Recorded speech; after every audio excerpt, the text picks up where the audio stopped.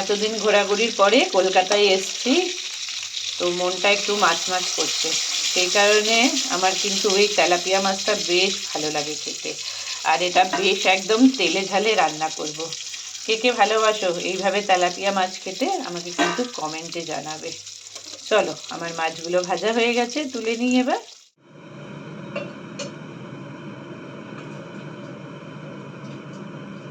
Complete মাছ ভাজা।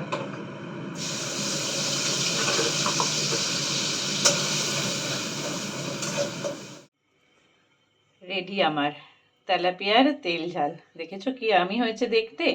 এর সাথে চাই শুধু একটু গরম ভাত। তাহলে চলো স্নান পুজোটা কমপ্লিট করে নিই, তারপরেই লাঞ্চ। স্নান পুজো কমপ্লিট করে বসে পড়েছি এই যে লাঞ্চ করতে, আর ভীষণ খিদে পেয়ে গেছে। মাছে ভাতে বাঙালি। কেমন লাগছে দেখে তোমাদের?